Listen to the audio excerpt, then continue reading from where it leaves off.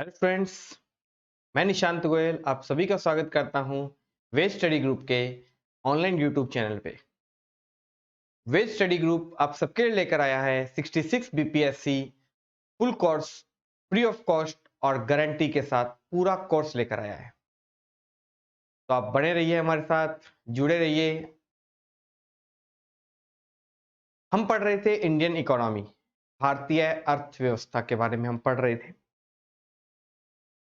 Last class में हमने पढ़ा था टैक्स के बारे में कि टैक्स होता क्या है, कितने प्रकार का टैक्स होता है, कौन उसे कलेक्ट करता है।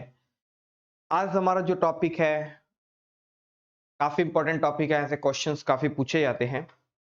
तो आज का हमारा टॉपिक लिख लीजिए, जीएसटी।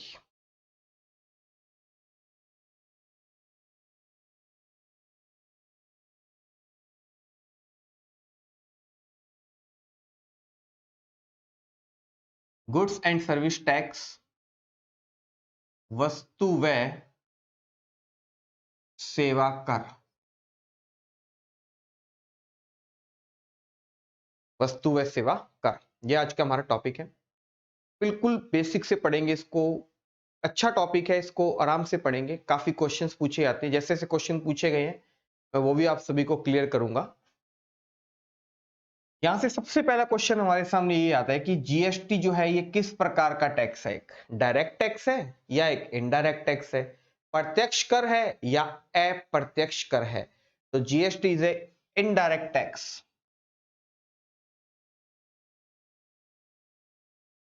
ये कैसा कर है? एक अप्रत्यक्ष कर है। एक अप्रत्यक्ष कर है जीएसटी, ध्यान रखना है। एक इनडायरेक्ट टैक्स है।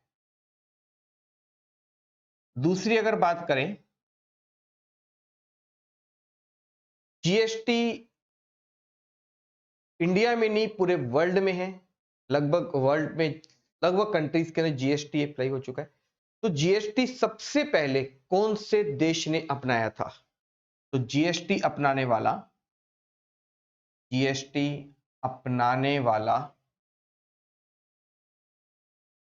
पहला देश कौन सा था? तो वो था हमारा साथियों फ्रांस। जीएसटी अपनाने वाला पहला देश है फ्रांस। और फ्रांस ने जीएसटी कब अपनाया? जीएसटी कब अपनाया? इसने कब जीएसटी को अपने कंट्री में लागू किया? 1954 में जीएसटी को इसने अपनी कंट्री में क्या कर लिया था? लागू कर लिया। तो सबसे पहले जीएसटी अपनाने वाला देश था फ्रांस। और कब आया था? 1954 में फ्रांस था।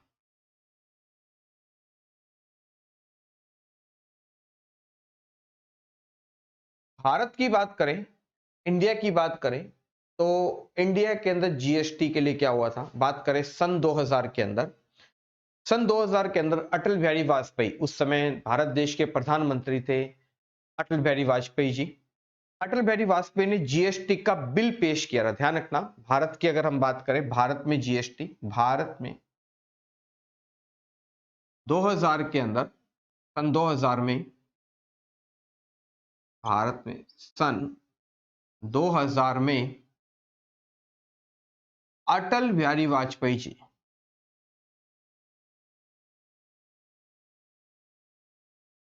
वाजपेयी ने जीएसटी के लिए, जीएसटी के लिए बिल पेश किया।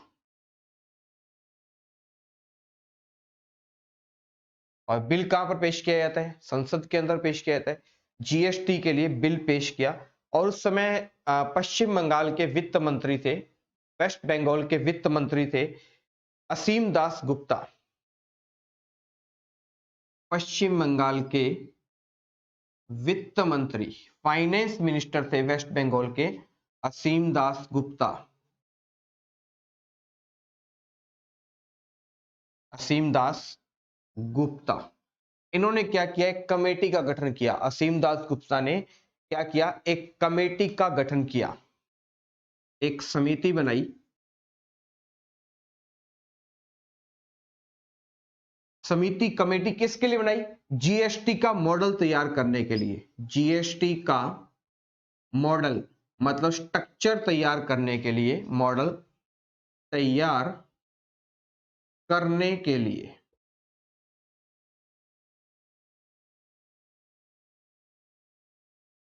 दोबारा देख लीजिए, जीएसटी एक टैक्स है। किस प्रकार का टैक्स है? गुड्स एंड सर्विस टैक्स, जो वस्तु पर लगता है और सर्विस पर लगता है। जीएसटी किस प्रकार का टैक्स है? एक इनडायरेक्ट टैक्स है, अप्रत्यक्ष कर है। मतलब क्या है? आपको बताया था मैंने, point of incidence and point of payment, मतलब जिस पर लगाया जाता है और जो इसका क्या करता है? भुगतान करता है। ये लगाया किसी और पर जाता है और भुगतान इसका कोई और करता है। ध्यान रखना है साथियों, वो कैसा टैक्स होता है? इनडायरेक्ट टैक्स होता है। जीएसटी की बात करें तो जीएसटी अपनाने वाला पहला देश, पूरे वर्ल्ड के अंदर बात करें सबसे पहले जीएसटी कहां पर आया था, कौन सी कंट्री के अंदर आया था? तो उस कंट्री का नाम है फ्रांस। ध्यान रखना है। और फ्रांस की कैपिटल भी आप ध्यान रखना, फ्रांस की कैपिटल है पेरिस। और फ्रांस की जो करेंसी है वो क्या है? यूरो। फ्रांस की करेंसी है यूरो। फ्रांस की कैपिटल है पेरिस और करेंसी है इसकी यूरो। एक यूरोपियन कंट्री है ये फ्रांस, ये भी ध्यान रखना आप। और इसने कब अपनाया? 1954 के अंदर अपनाया था जीएसटी को। अगर हम भारत की बात करें, भारत में सन 2000 के अंदर, उस समय भारत देश के प्रधानमंत्री थे अटल बिहारी वाजपेयी जी। अटल बिहारी वाजपेयी जी क्या थे? भारत देश के प्रधानमंत्री थे। अटल बिहारी वाजपेयी जी की बात करें तो अटल बिहारी वाजपेयी जी का जो जन्म हुआ था वो हुआ था 25 दिसंबर 1924 को। कब हुआ था साथियों? 25 दिसंबर 1924 को इनका जन्म हुआ था और इनकी मृत्यु हुई थी 16 अगस्त 2018 को। अटल बिहारी वाजपेयी जी का जन्म हुआ था 25 दिसंबर 1924 को हुआ था और मृत्यु हुई थी 16 अगस्त 2018 को। जिस दिन अटल बिहारी वाजपेयी जी का जन्म हुआ था 25 दिसंबर को, 25 दिसंबर को हर साल क्या बनाया जाता है साथियों? ध्यान रखना है, 25 दिसंबर को हर साल मनाया जाता है सुशासन दिवस। सुशासन दिवस मनाया जाता है, गुड गवर्नेंस डे बनाया जाता है। ध्यान रखना है साथियों, 25 दिसंबर को बनाया जाता है गुड गवर्नेंस डे, सुशासन दिवस बनाया जाता है अटल बिहारी वाजपेयी जी के याद में, उनके जन्म के उपलक्ष्य में। कब बनाया जाता है? 25 दिसंबर को। और यह भी ध्यान रखना, भारत का सबसे बड़ा जो सम्मान है वो है भारत रत्न। अटल बिहारी वाजपेयी जी को भारत रत्न से कब सम्मानित किया गया था? तो इन्हें भारत रत्न से सम्मानित किया गया था 2015 में। इन्हें भारत का सबसे बड़ा सम्मान भारत रत्न दिया गया था। यह भी आप ध्यान रखना है साथियों, अटल बिहारी वाजपेयी जी को 2015 में मिला था भारत रत्न। काफी इंपॉर्टेंट है ये, और हमारे देश के प्रधानमंत्री भी रह चुके हैं। अटल बिहारी वाजपेयी ने क्या किया? सबसे पहले जीएसटी के लिए बिल पेश किया संसद के अंदर कि हम भारत में जीएसटी लाना चाहते हैं, तो सबसे पहले बिल पेश करना पड़ता है, वहां से अनुमति मिलती है। इसके साथ पश्चिम बंगाल, वेस्ट बंगाल है, पश्चिम बंगाल के फाइनेंस मिनिस्टर कौन थे? असीम दास गुप्ता। इन्होंने क्या करी? इनकी अध्यक्षता के अंदर क्या करी? एक कमेटी बनाई गई। आपको बताया था कमेटी जो स्ट्रक्चर बनाने के लिए काम करती है, कमेटी बनाई गई। जो कमेटी क्या करती थी? जीएसटी का मॉडल तैयार करने के लिए, जीएसटी का स्ट्रक्चर तैयार करने के लिए। लेकिन कुछ ऐसे कारण रहे, पक्ष विपक्ष, वो बात नहीं बन पाई, जिसके कारण जीएसटी भारत में लागू नहीं हो पाया। साल दर साल गुजरते गए, बाद में बात आई 1 जुलाई 2017। आप इसका स्क्रीनशॉट ले लीजिए। तो सबसे पहले प्रयास हुआ था 2000 के अंदर, हमें 2017 ही बताया गया है, लेकिन मैं आपको इसका हिस्ट्री बता रहा हूं कि 2017 से पहले जीएसटी के बारे में सबसे पहले शुरुआत, सबसे पहले बात कब की गई थी? तो 2000 में की थी अटल बिहारी वाजपेयी जी ने। और पश्चिम बंगाल में उस समय के फाइनेंस मिनिस्टर थे असीम दास गुप्ता की अध्यक्षता में क्या बनाई गई थी? एक कमेटी बनाई गई थी जिसने जीएसटी का सारा स्ट्रक्चर तैयार किया था कि कौन सा प्रोडक्ट किस में जाएगा, कौन सी चीज किस में जाएगी, कैसे कैसे टैक्स एप्लीकेबल होगा, कहां पर लगेगा, कहां पर नहीं लगेगा, वो सारी चीजें उन्होंने तैयार करने के लिए।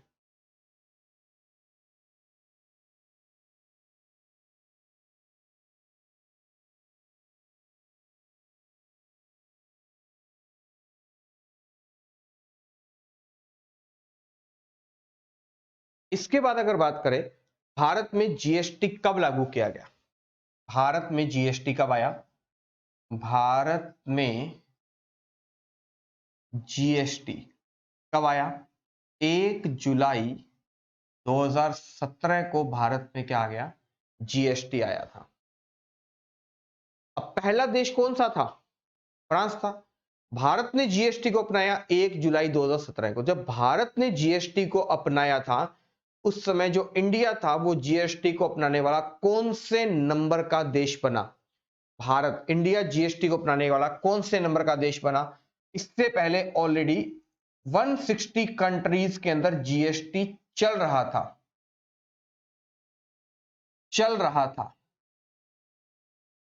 मतलब अपनाया हुआ था, उन्होंने एक्सेप्ट किया हुआ था, चला रहे थे जीएसटी टैक्स अपना जो था। भारत ने जब जीएसटी अपनाया 1 जुलाई 2017 को, तो भारत जीएसटी अपनाने वाला, इंडिया जीएसटी अपनाने वाला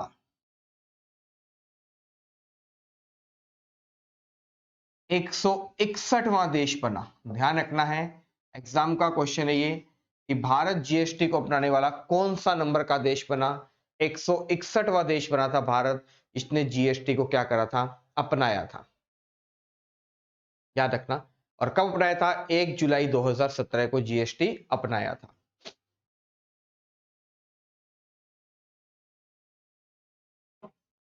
जब ये जीएसटी भारत में लाया गया उस समय भारत के अंदर जीएसटी अपनाने के लिए कौन सी कमेटी बनाई गई, जीएसटी का स्ट्रक्चर तैयार करने के लिए कौन सी कमेटी बनाई गई, जीएसटी का प्रारूप का मतलब स्ट्रक्चर तैयार करने के लिए,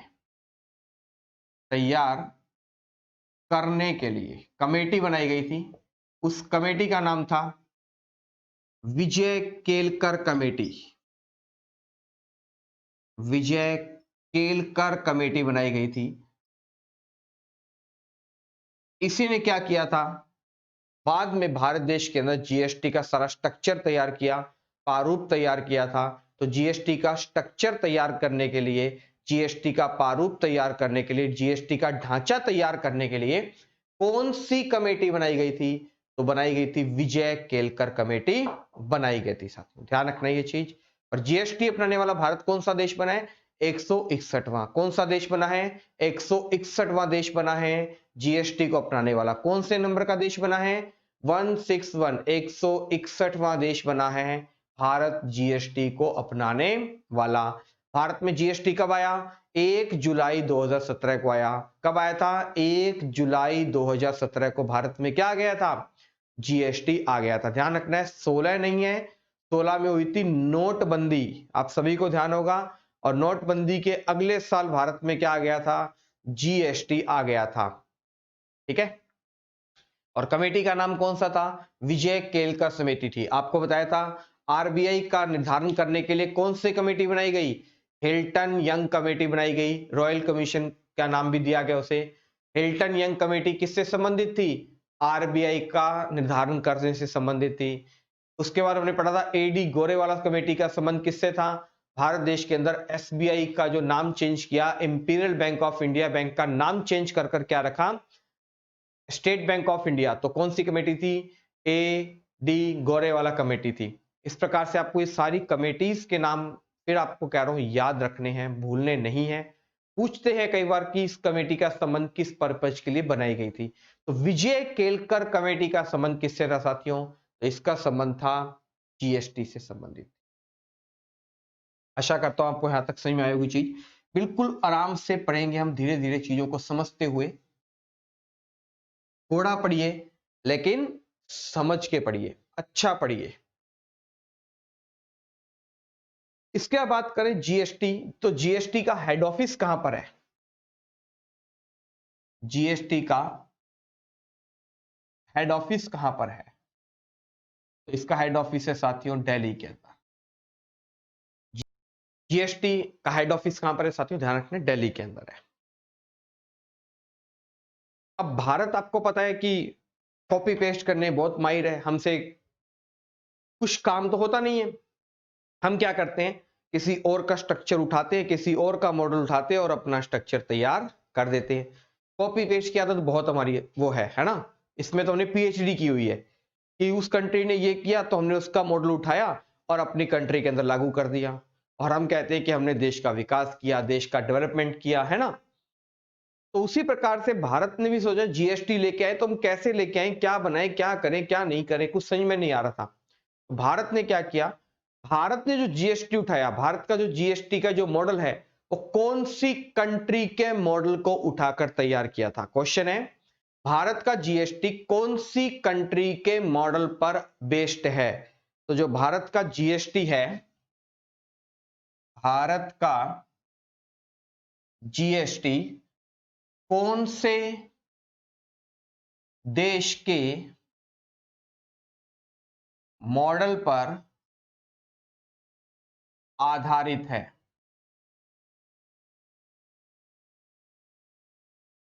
तो इसका राइट आंसर है हमारा कनाडा। काफी इंपॉर्टेंट क्वेश्चन है। हमने कनाडा, जिस प्रकार से कनाडा ने अपना जीएसटी का स्ट्रक्चर तैयार किया हुआ था, जो भी उसका रूपरेखा थी कि हमने ये टैक्स इतने स्लैब पे रखना है, ये चीजें इस टैक्स पे रखनी है, ये चीजें इस टैक्स पे रखनी है, सर्विस पर इतना लगेगा, या कौन सा टैक्स सेंट्रल को जाएगा, कौन सा टैक्स स्टेट को जाएगा, ये सारी चीजें जितने भी उनके स्ट्रक्चर की तैयार की हुई थी, हमने कनाडा का जीएसटी का मॉडल उठाया और अपनी कंट्री का जीएसटी तैयार कर दिया। तो इंडिया का जीएसटी कौन से कंट्री के मॉडल पर, स्ट्रक्चर पर बेस्ड है। तो ध्यान रखना है साथियों, कनाडा के स्ट्रक्चर पर बेस्ड है। इसके बाद बात करें टैगलाइन की, तो आपको ध्यान है हर एक अपनी ऑर्गेनाइजेशंस की, हर एक कोई चीज की अपनी टैगलाइन होती है, जिसे कहते हैं आदर्श वाक्य। तो जीएसटी का आदर्श वाक्य कौन सा है। जीएसटी का आदर्श वाक्य या इसे कहते हैं टैगलाइन। जीएसटी की टैगलाइन क्या है, एक देश एक कर, one country one tax. One country one tax, ये क्या है, जीएसटी की टैगलाइन है। मतलब इसको सुन के कई बार हंसी आती है।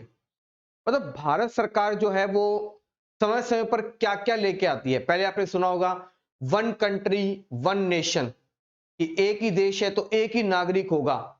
इसके लिए भारत सरकार लेकर आई आधार कार्ड। देखा होगा आप सभी ने कि हर भारत नागरिक के पास अपना खुद का एक आधार नंबर होना चाहिए, आधार कार्ड होना चाहिए। देखा होगा आपने, जिससे 12 डिजिट का आधार कार्ड होता है।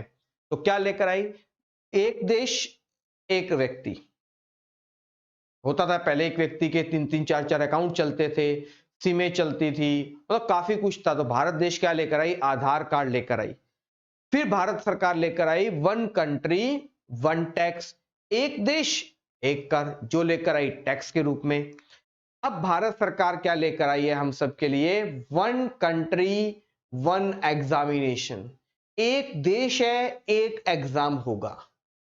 मतलब चाहते क्या है ये, पहले हम एक व्यक्ति हुए, फिर अब एक ही टैक्स सिस्टम लेकर आए, अब लेकर आए हैं कि वन कंट्री वन एग्जामिनेशन। आप सभी ने देखा होगा अब जितने भी एग्जाम हैं, जितने भी कौन से, एसएससी के, रेलवे के और बैंक के, आईबीपीएस के जो एग्जाम है, इन सारे एग्जामों को एक कर कर एक नया एग्जाम बना दिया, जिसका नाम रख दिया सीईटी, कॉमन एलिजिबिलिटी टेस्ट। सुना होगा सभी ने। और ये कह रहे हैं कि सितंबर 2021, अगले साल से ये शुरू हो रहा है। आप सोच के देखिए कि इसके अंदर क्या होगा। पहले ही इतने घोटाले होते थे, स्कैम होते थे वैकेंसीज के नाम पर, बच्चे दिन रात मेहनत करते थे, तैयारी करते थे, और अब एक सीट लेकर आ गए कि आप एक पेपर दीजिए, उसके बाद हम डिपार्टमेंटल अलग अलग वैकेंसीज निकालेंगे। पहले बच्चे एक एसएससी एग्जाम देकर, सीजीएल का एग्जाम देकर अपने आप को इनकम टैक्स ऑफिसर या मतलब जो भी पोस्ट होती थी उसके अंदर मार्क्स के अकॉर्डिंग उनकी पोस्टिंग होती थी। अब देखो क्या होता है कि आगे आगे कुछ नए एग्जाम होंगे, लेकिन सीट आ रहा है तो चलता रहता है। ठीक है, मतलब कुछ बिना स्ट्रक्चर के बिना कोई रूपरेखा के अगर आप तैयारी करोगे तो उसका यही अंजाम भुगतना पड़ेगा। हुआ ना, जैसे हमने नोटबंदी देखी, डिमोनेटाइजेशन हुआ था, बिना कुछ सोचे समझे भारत देश के अंदर एकदम से नोटबंदी को लागू कर दिया गया, जिसका परिणाम हम आज तक भुगत रहे हैं। बिना किसी स्ट्रक्चर के, बिना किसी डिसीजन के हमने जीएसटी को लागू कर दिया, जिसका परिणाम हम अब तक भुगत रहे हैं। अब हम लेकर आ रहे हैं एक पेपर होगा, एक देश है, तो इसका परिणाम भी भुगतना पड़ेगा, लेकिन हमें अपनी तैयारी पे फोकस करके रखना है। ठीक है, देखो होता है क्या, सीट ये 2015 में इसकी मांग उठी थी एक बार, तो लगा था कि 2016 में हो जाएगा, लेकिन इस साल फिर उन्होंने एक सिक्का उछाला है, एक अपना कहते हैं ना कि जुमला फेंका है अपना, कि हम ये लेकर आए हैं आपके लिए। तो ध्यान रखना है साथियों, आपको सिर्फ अपनी तैयारी पे ध्यान रखना है। ठीक है, अपनी तैयारी पे अच्छे से फोकस रहो। ये हमें टाइम मिला है अपने आप को अपडेट करने का, अपने को तैयारी को अच्छी तरीके से इंप्रूव करने का। ठीक है, तो इसीलिए आप पढ़ाई पर ज्यादा ध्यान दीजिए। ये चीजें हैं, इनका कुछ आता भी नहीं है और पता भी नहीं है, न तो इनकी कोई ए का पता है और नहीं कोई इनके जेड का पता है कि इसका होगा क्या। ठीक है, क्योंकि हम बिना सोचे समझे बनाते हैं नियम, तो उनका हाल यही पर होगा, यही होगा उनका हाल। ठीक है, तो छोड़िए इसको। आपने देखा होगा आधार कार्ड के अंदर क्या था, one country one nation. GST के लिए क्या था, वन कंट्री वन टैक्स। फिर हमने देखा अभी वन कंट्री वन एग्जामिनेशन। अभी आपने देखा होगा एक कंट्री एक राशन कार्ड, है ना। तो ऐसा ही अगर सिस्टम करना है तो चीजों को प्रॉपर रूप से मेंटेन करके किया जाए तो ज्यादा बेटर रहता है। ठीक है, तो जीएसटी की टैगलाइन क्या है साथियों, ध्यान रखनी है, एक देश एक कर है। एक ही देश है हमारा भारत देश, एक राष्ट्र है, उसका एक ही कर होना चाहिए। पहले क्या चलता था, वैट चलता था, वैल्यू एडिड टैक्स चला करता था। मतलब पहले के समय के अंदर क्या होता था, मतलब जीएसटी से पहले की बात करूं मैं, तो क्या होता था कि हर स्टेट के लिए अलग अलग टैक्स की व्यवस्था थी। मान लो आपने कोई एक कैमरा खरीदा है कोई, वो कैमरा अगर आप केरला से खरीदते थे उस पर अलग टैक्स लगता था, दिल्ली से खरीदते थे उस पर अलग टैक्स लगता था, पश्चिम बंगाल से खरीदते थे अलग टैक्स लगता था, बिहार से खरीदते थे अलग लगता था। हर स्टेट का अपना अलग अलग टैक्स था। तो इन सभी टैक्सेस को हटाकर एक अलग से नया टैक्स बना दिया, जिसका नाम क्या रखा गया, जीएसटी।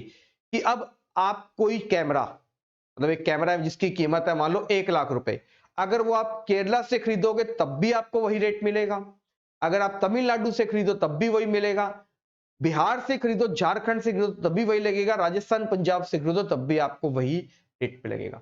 एक देश एक कर हुआ। जीएसटी से पहले की बात करें तो क्या होता था, जीएसटी से पहले क्या होता था, करों पर भी, टैक्स पर भी क्या लगाया था, टैक्स लगाया जाता था। टैक्स पर भी क्या लगाया था साथियों, टैक्स लगाया जाता था। कोई प्रोडक्ट रॉ मटेरियल तैयार कर कर हम लेकर गए, उसे फैक्ट्री में बेचा, ठीक है, तो हम टैक्स लगा दिया। जब उसकी प्रोडक्शन हो रही है तब उस पर टैक्स लगा दिया। उसके बाद जब उसे रिटेलर को दिया तब उस पर टैक्स लगाया। जब उसने आगे होलसेलर को दिया तब उसने उस पर सेल टैक्स लगाकर बेचा। मतलब एक प्रोडक्ट पर टैक्स के ऊपर क्या लगाते गए, टैक्स लगाते गए। ये बहुत बड़ी कमी थी जीएसटी से पहले की अगर बात करें तो। लेकिन जीएसटी के आने के बाद क्या करा, इन सभी टैक्सेस को बंद कर कर एक ही तरह का टैक्स एप्लीकेबल कर दिया, जिसका नाम क्या है, goods and service tax, GST. तो जीएसटी का टैगलाइन ध्यान रखना, एक देश एक कर।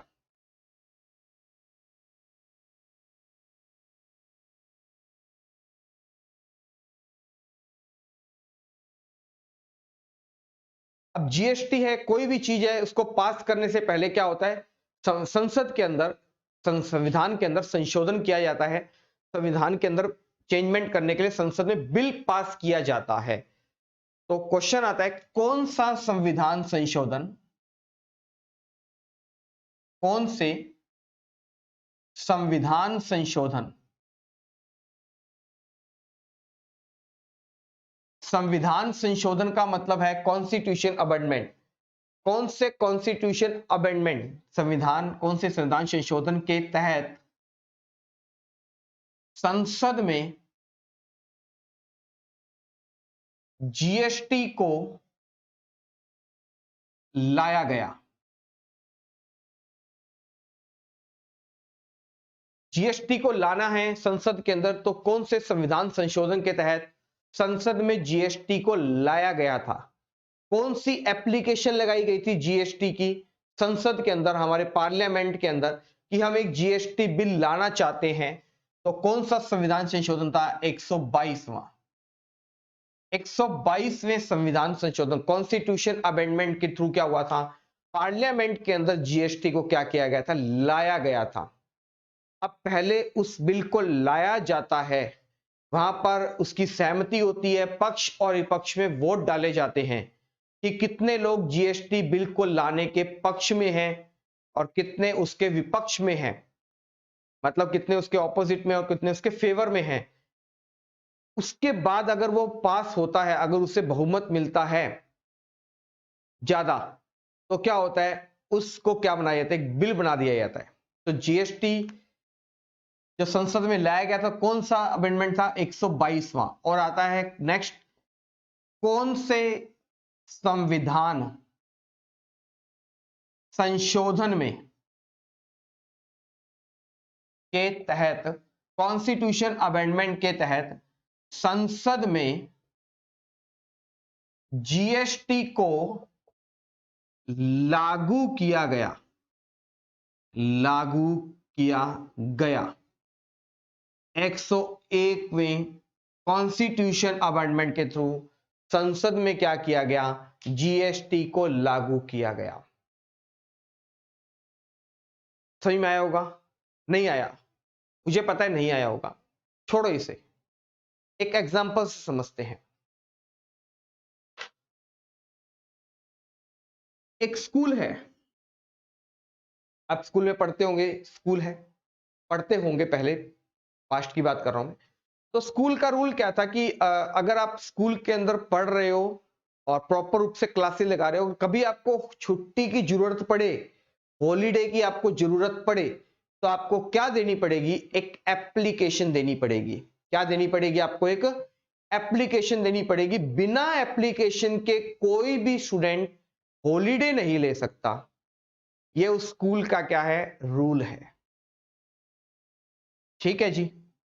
तो ये है मेरी एप्लीकेशन और ये है मेरी हॉलीडे। मैंने एक एप्लीकेशन स्कूल में दे दी,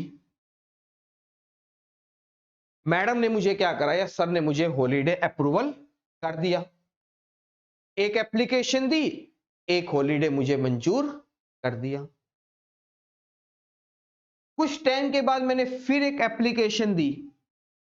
कोई जरूरी है क्या कि जितनी बार एप्लीकेशन दोगे हर बार छुट्टी मिलेगी? मिलेगी।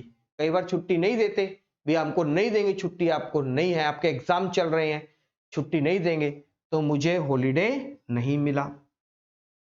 सही है। फिर मैंने कुछ समय के बाद फिर एक एप्लीकेशन लगा दी कि मैडम मुझे अर्जेंट काम है और मुझे छुट्टी चाहिए, बस ये एप्लीकेशन रख लो और मेरी अप्रूवल कर दो इसको और मुझे छुट्टी चाहिए।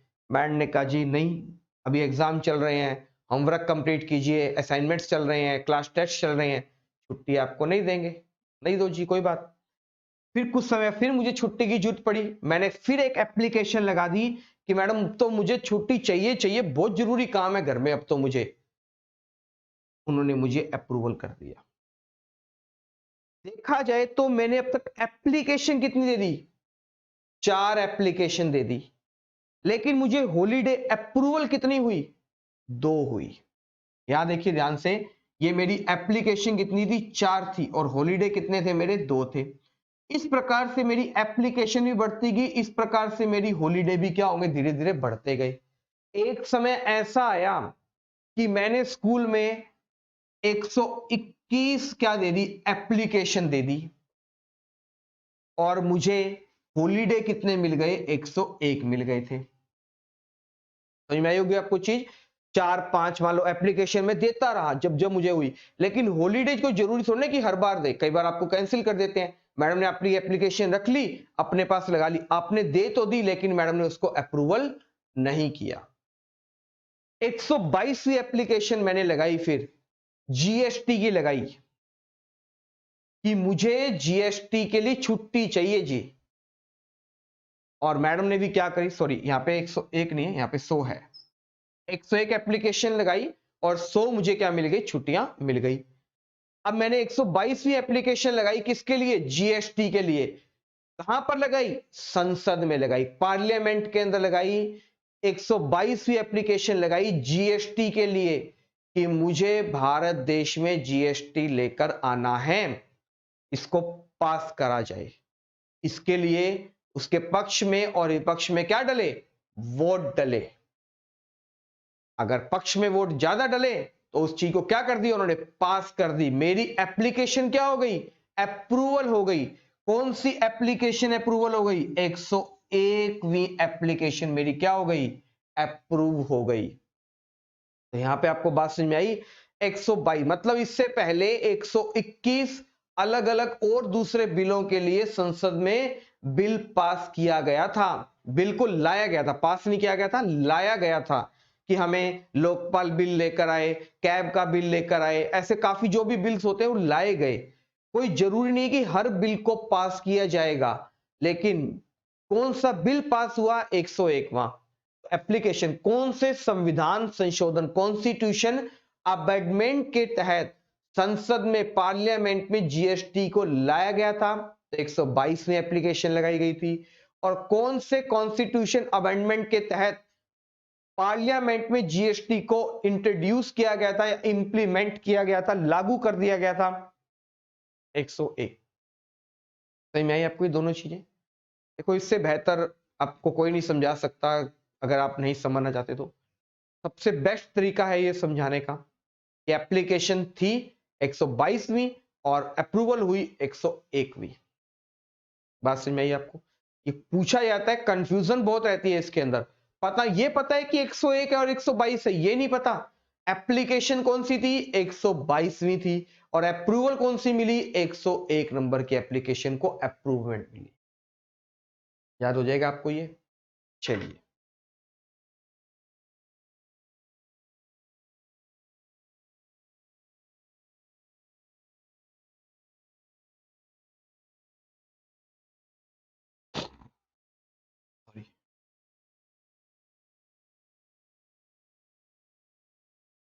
बात करें जीएसटी के संरचना के बारे में, जीएसटी के स्ट्रक्चर के बारे में। तो जीएसटी के अंदर टोटल सदस्य कितने होते हैं, जीएसटी में टोटल सदस्य होते हैं 33। ये एग्जाम में क्वेश्चन पूछा गया था, जीएसटी के मेंबर्स की संख्या कितनी है। जीएसटी में टोटल 33 मेंबर्स होते हैं विद चेयरमैन, चेयरमैन को मिलाकर। और जीएसटी का चेयरमैन, जीएसटी का अध्यक्ष कौन होता है, जीएसटी का चेयरमैन होता है वित्त मंत्री। ध्यान रखना, फाइनेंस मिनिस्टर, फाइनेंस मिनिस्टर जो भी देश का वित्त मंत्री होगा या होगी, ठीक है, वही क्या होगा, सॉरी, देश का वित्त मंत्री या होगा या होगी, वही जीएसटी का क्या होता है, चेयरमैन होता है। तो अगर मैं पूछूं जीएसटी के प्रथम चेयरमैन कौन थे, जीएसटी के पहले अध्यक्ष कौन थे, तो जीएसटी के पहले अध्यक्ष थे अरुण जेटली जी। स्वर्गीय अरुण जेटली हैं, इनका देहांत हो चुका है। अरुण जेटली ये जीएसटी के पहले अध्यक्ष थे, यही जीएसटी को सबसे पहले लेकर आए थे, ठीक है। और वर्तमान में जीएसटी की चेयरमैन कौन है, तो वर्तमान में जीएसटी की चेयरमैन कौन है, निर्मला सीतारमण। क्योंकि प्रेजेंट में भारत देश की फाइनेंस मिनिस्टर कौन है, निर्मला सीतारमण है, और वही जीएसटी की क्या है साथियों, चेयरमैन है। ध्यान रखना है। और जीएसटी में टोटल कितने मेंबर होते हैं, तो 33 मेंबर होते हैं।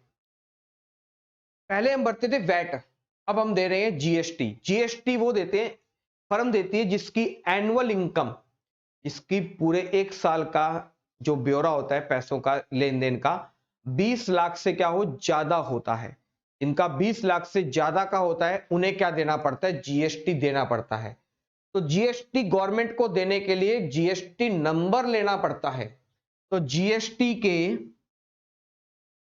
रजिस्ट्रेशन नंबर में, जीएसटी के रजिस्ट्रेशन नंबर में कितनी डिजिट होती हैं, तो 15 डिजिट होती हैं जीएसटी के रजिस्ट्रेशन नंबर में। जैसे आप लेते हो आधार कार्ड या अपना मोबाइल नंबर लिया, आपने एक नया मोबाइल नंबर लिया, मोबाइल नंबर में कितनी डिजिट होती है?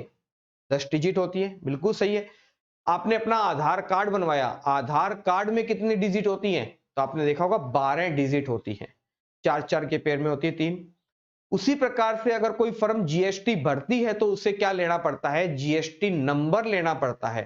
तो जीएसटी नंबर में कितनी डिजिट होती है साथियों, ध्यान रखना है, 15 डिजिट होती है, 15 डिजिट होती है। क्लियर आप सभी को यहां तक?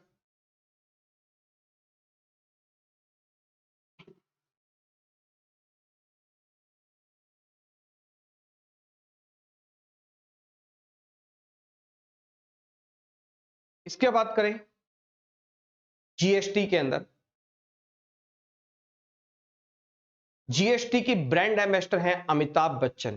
ध्यान रखना है, जीएसटी के ब्रांड एम्बेसडर हैं अमिताभ बच्चन हैं। जीएसटी को अपनाने वाला पहला राज्य कौन सा था? यहां से क्वेश्चन आपके काफी पूछे जाते हैं। फर्स्ट स्टेट, जीएसटी को अपनाने वाला पहला राज्य कौन सा था? तो पहला राज्य था असम। जीएसटी को अपनाने वाला पहला राज्य कौन सा है? तो फर्स्ट स्टेट है असम। और जीएसटी को अपनाने वाला लास्ट स्टेट कौन सा है? तो जम्मू एंड कश्मीर। अब ये मत कहना कि सर जम्मू कश्मीर तो एक यूनियन टेरिटरी है। जब जीएसटी लागू किया गया था 1 जुलाई 2017 को, उस समय 17 के अंदर 2017 में जम्मू एंड कश्मीर एक स्टेट के रूप में था। ठीक है, ध्यान रखना, इसे 1 नवंबर 2019 को दर्जा दिया गया है। ठीक है, यूनियन टेरिटरीज का, याद रखना ये चीज। ठीक है, तो जीएसटी को अपनाने वाला अंतिम राज्य कौन सा था? जम्मू एंड कश्मीर था। इसने 5 जुलाई 2017 को जीएसटी को अपने राज्य में अपनाया था। ठीक है, ध्यान रखना ये चीज यहां पे। हमारे देश का सबसे बड़ा है संविधान, कॉन्स्टिट्यूशन, और हर एक चीज के लिए हमारे कॉन्स्टिट्यूशन में कोई ना कोई आर्टिकल जरूर है ना। उसी प्रकार से अगर बात करें तो जीएसटी के लिए हमारे संविधान में कौन सा आर्टिकल है, कौन सा कॉन्स्टिट्यूशन है? तो हमारे जीएसटी के लिए आर्टिकल है, अनुच्छेद है 279। 279 क्या है? इसमें जीएसटी के बारे में डेफिनेशन लिखी हुई है, जीएसटी के बारे में बताया गया है 279 के अंदर। ठीक है, 279 ए है ये। 279 ए के अंदर जीएसटी को क्या किया गया? डिफाइन किया गया, परिभाषित किया गया है। डेफिनेशन जो भी जीएसटी है कि कैसे कैसे है, तो इसे डिफाइन किया गया है इसमें आर्टिकल 279 ए के अंदर। नेक्स्ट आता है जीएसटी में कितनी टैक्स की दरें हैं? जीएसटी में टोटल कितनी टैक्स की दरें हैं? तो ध्यान रखना है, जीएसटी में 5 टैक्स की दरें हैं। टैक्स स्लैब अगर बात करें, टैक्स रेट की बात करें तो कितने टैक्स रेट हैं? तो 5 है। ध्यान रखना है कौन कौन से हैं? 0%, 5%, 12%, 18% और 28%। 5 टैक्स स्लैब है जीएसटी के अंदर, 0%, 5%, 12%, 18% और 28%। इन 5 के अलावा अगर आपको कोई एग्जामिनर दे, वो जीएसटी की टैक्स रेट नहीं है। ध्यान रखना है ये चीज। लेकिन इसके अलावा 2 और भी हैं। देखो 2 और भी हैं, बताता हूं कौन से। एक है 0.25% और एक है 3%। ये 2 और टैक्स की दरें हैं। अब ऐसे नहीं है कि अगर आपसे पूछे कि जीएसटी में कितनी टैक्स की दरें हैं तो आप कह दो 5 और 2 7। 7 नहीं है, टैक्स की दरें 5 ही हैं। इन 2 को अलग ही रखा गया है। इन 2 में किसको लिया गया है? सारी चीजें नहीं है। 0.25 की बात करें तो इसमें आती है कीमती पत्थर, कीमती पत्थर, प्रीसियस स्टोन जो होते हैं, जैसे अपने कहते हैं कि डायमंड हो गया, रूबी हो गया, मूंगा हो गया, कहते हैं ना अपने की स्टोन, जो कीमती पत्थर होते हैं, उन पर कितना है? 0.25% की जीएसटी है प्रीशियस स्टोन पर। और 3% लगती है कीमती धातु पर, प्रीशियस मेटल पर लगती है। अगर जैसे सोना है, ठीक है, उस पर वगैरह वगैरह जो भी है उस पर 3% लगती है। पत्थर जैसे डायमंड हो गया हमारा, रूबी हो गया, मूंगा हो गया, नीलम जैसे पत्थर होते हैं ना सारे, उन पर कितना है 0.25% की है। और 3% की जीएसटी वो लगती है कीमती धातुओं पर लगती है, जैसे हमारा सोना हो गया, ठीक है, उन पर क्या लगती है 3% की जीएसटी। लेकिन अगर आपसे ये पूछें जीएसटी में कितनी टैक्स की दरें हैं, तो आपका राइट आंसर होगा 5 जीएसटी की क्या है दरें हैं। ठीक है, ध्यान रखना ये चीज, ये टैक्स स्लैब में काउंट नहीं होती है, इनको अलग से रखा गया है क्योंकि ये प्रीशियस चीजों पर ही है, सिर्फ ये कम होती है। ये नॉर्मल जितने भी गुड्स एंड सर्विस है उन पर लगती है। गुड्स एंड सर्विस पर टैक्स लगता है, सारा ध्यान रखना, इनकम पर नहीं लगता ये आपके जीएसटी। गुड्स एंड सर्विस, नाम से पता चल रहा होगा, गुड्स एंड सर्विस मतलब अगर आप कोई गुड्स कोई वस्तु खरीदोगे तभी आपको टैक्स देना है, अगर आप कोई सर्विस लेते हो तभी आपको वो टैक्स देना है। बात समझ में आई आपको ये चीज? अगर आप कोई यूज ही नहीं कर रहे हो गुड्स का सर्विस का तो आपको ये नहीं देना पड़ेगा, ठीक है, इनडायरेक्ट टैक्स है। यूज करोगे गुड्स का सर्विस का तो आपको देना पड़ेगा। फिर सुन लीजिए, जीएसटी में कितनी टैक्स की दरें हैं, तो 5 हैं, 0%, 5%, 12%, 18% और 28%। इन दो को और अलग से लिया गया है, ये दो और हैं टैक्स की स्लैब, जिसमें 0.25 है, जिसमें आता है कीमती पत्थर, जितने भी प्रीशियस स्टोन्स होते हैं उनको लिया गया है। और 3% जो है ये आता है कीमती धातुओं के लिए, जो प्रीशियस मेटल्स होते हैं उनके लिए इनका यूज किया जाता है। ध्यान रखनी ये चीजें आपको। उसके बाद आता है कि जीएसटी को डेस्टिनेशन टैक्स भी कहा जाता है। डेस्टिनेशन टैक्स का मतलब होता है कि जहां पर जो वस्तु पहुंच रही है उसे कहा जाता है जीएसटी। इसके बारे में आगे समझते हैं हम। अब आता है कि जीएसटी जो होता है ये टैक्स के अंदर जो काम करता है, ये टैक्स एक तो होता है इंटर स्टेट और एक होता है इंट्रा स्टेट। एक होता है इंट्रा स्टेट और एक होता है इंटर स्टेट।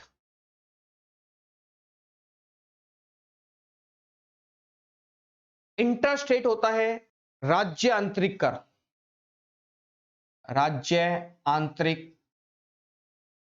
कर, और इंटर स्टेट होता है अंतरराजकीय, राष्ट्र राज्यायिक कर। एक होता है इंट्रा स्टेट और एक होता है इंटर स्टेट। इंट्रा स्टेट होता है एक ही स्टेट के अंदर, इंट्रा स्टेट होता है एक ही स्टेट के अंदर, और इंट्रा स्टेट होता है दो स्टेट के मध्य।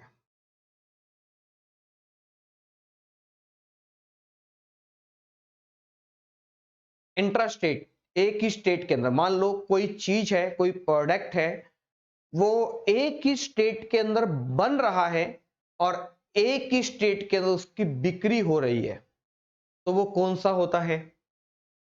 इंट्रा स्टेट होता है। और अगर कोई चीज किसी एक स्टेट में बन रही है और दूसरे स्टेट के अंदर वो बिक रही है तो उसे कहते हैं इंटर स्टेट कहा जाता है। ध्यान रखना ये चीज, एक ही स्टेट के अंदर टैक्स अप्लाई होता है, कौन सा? CGST and SGST. एक ही स्टेट के अंदर कौन सा अप्लाई होता है? सीजीएसटी और एसजीएसटी। मान लीजिए आप बिहार में हैं, बिहार के अंदर किसी चीज का, मान लो ये मार्कर बिहार के अंदर ही बनाया और वहीं पर उसे क्या कर दिया? सेल कर दिया। इंट्रास्टेट है, राज्य कर है, तो एक ही स्टेट के अंदर अगर टैक्स लगता है तो उसे कहते हैं सीजीएसटी और एसजीएसटी। जो टैक्स लगेगा वो केंद्र सरकार और राज्य सरकार आपस में बांट लेती है। कितना? आधा आधा। जैसे मान लीजिए कपड़े की बात करें या कोई सर्विस की बात करें या कोई इलेक्ट्रॉनिक प्रोडक्ट की बात करें, कि मान लो कोई इलेक्ट्रॉनिक प्रोडक्ट है, वो हरियाणा के अंदर ही बना और हरियाणा के अंदर ही उसे बेच दिया।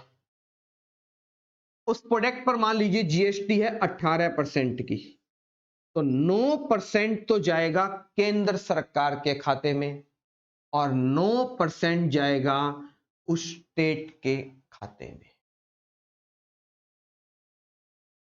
बार देख लीजिए, इंट्रा स्टेट का होता है एक ही स्टेट के अंदर अगर कोई चीज बन रही है और बिक रही है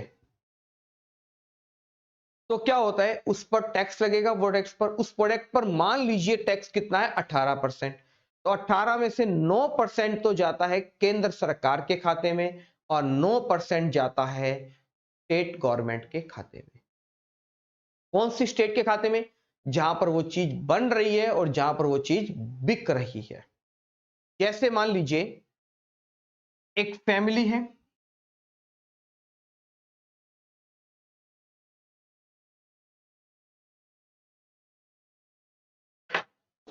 तो सही में आएगा आपको साथियों।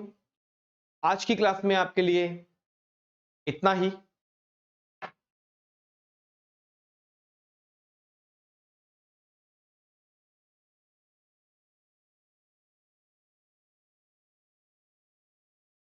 तो समझ में आएगा साथियों आपको टैक्स होता क्या है। अभी नेक्स्ट क्लास में हम पढ़ेंगे कि इंटरस्टेट, इंट्रास्टेट क्या होता है, टैक्स के टाइप कितने होते हैं, सॉरी जीएसटी कितने प्रकार का होता है। आज हमने देखा टैक्स स्लैब क्या होता है, जीएसटी की नॉर्मल स्ट्रक्चर के बारे में हमने पढ़ा। नेक्स्ट क्लास के अंदर हम पढ़ेंगे इसके अंदर जीएसटी के बारे के अंदर कि जीएसटी कितने प्रकार का होता है, इंटरस्टेट कौन सा होता है, इंट्रास्टेट कौन सा होता है, इन सब चीजों के बारे में पढ़ेंगे। सीजीएसटी क्या होता है, एसजीएसटी क्या होता है, आईजीएसटी क्या होता है, कौन इन्हें अप्लाई करता है, ये सारी चीजें हम नेक्स्ट क्लास के अंदर पढ़ेंगे। धन्यवाद साथियों, खुश रहें, स्वस्थ रहें, घर पर रहें। Thank you.